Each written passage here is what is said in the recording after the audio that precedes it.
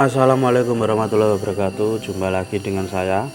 Kali ini saya masih di sekitaran wilayah Kecamatan Telogongu dan tepatnya di Desa Gunung Sari. Dan kali ini saya akan berkunjung atau menuju ke sebuah makam dari seorang wali dan pejuang juga yang dulu ceritanya melarikan diri dari kejaran penjajah sampai ke tempat ini, dan asal beliau ceritanya dari Serang, Banten. Oke, ikuti terus perjalanan saya kali ini dan apa nanti yang kita dapatkan dari sini dan seperti apa lokasinya. Mari yuk ikuti terus di Napak Tilas CS Media.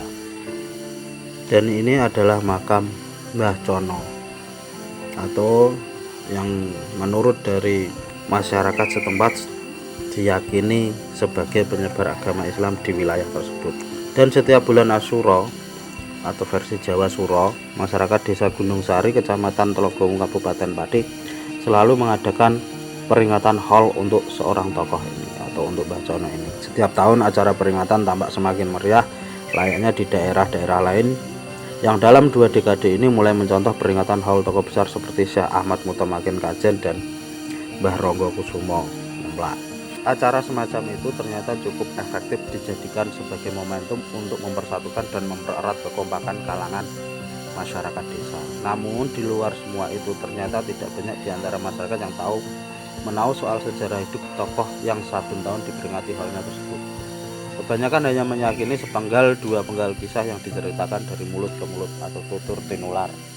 Dan kali ini saya akan mencoba untuk bertanya-tanya atau menggali informasi tentang sejarah hidup Mbah Cono, sehingga diharapkan masyarakat Pati pada umumnya dapat mengetahui gambaran sejarah Mbah Cono, walau keakuratan sejarah ini masih perlu untuk di cross check dan ditelaah lebih lanjut lagi. Mbah Cono atau yang memiliki julukan panjang Ki Rekso Kidam Kencono hidup pada tahun 1820 sampai dengan 1885 Masehi atau pada masa pemerintahan Bupati Raden Bagus Mito bergelar Kanjeng Pangeran Aryo Condro Adinegoro. Julukan Kidam Kencono sendiri disandang karena beliau adalah pendekar muda, memiliki kemampuan berlari yang luar biasa cepat dan lincah seperti seekor kijang atau kidang atau juga rusa. Sedangkan idiom kata kencono di kalangan masyarakat Jawa bisa dipakai untuk menyebut sesuatu apapun yang ada hubungannya dengan hal-hal mistis atau gaib, misalnya golek kencono atau kereta kencono. Dari sebutan Kidam Kencono itulah kemudian ia dikenal dengan sebutan Cono atau Mbah Cono.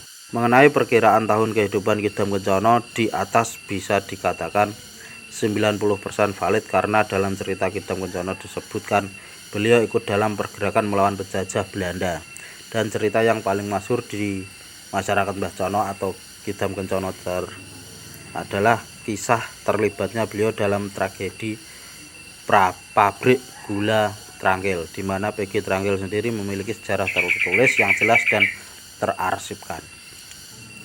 Sebutan Mbah Cono sebetulnya kurang pas karena Kidam Kencono meninggal dalam usia yang masih muda.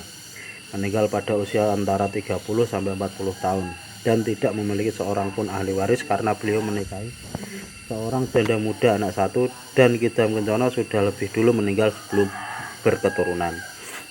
Diceritakan Mbah Cono meninggal ketika sedang mengejar burung peliharaannya yang terlepas dari kandang.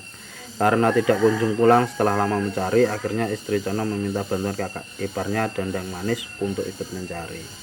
Setelah mencari ke segala penjuru, akhirnya mereka mendapati Mbah Cono tertelan bumi separuh badannya dengan burung kesayangannya bertengger di dahan pohon tepat di atasnya. Mendapati adiknya tertelan lumpur hidup dan dalam kondisi yang sangat lemas dan hampir mati, Dandang Manis yang masih sempat bercakap dengan adiknya tersebut minta Cono melepaskan sabuk pusaka yang dikenakan sebagai kenangan.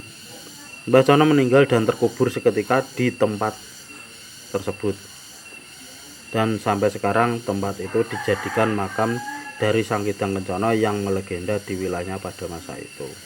Sementara itu sang kakak Dandang Manis meninggal dalam usia tua dan memiliki banyak keturunan yang silsilahnya masih terang sampai sekarang.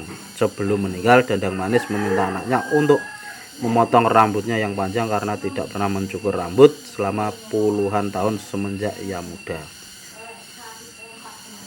Makam Dandang Manis ada di dua tempat, di makam umum sebagai kamuflase untuk menghindari hal-hal yang tidak diinginkan terjadi pada jasadnya, sementara makam yang asli sekarang posisinya ada di dalam sebuah rumah salah satu warga cicit keturunannya.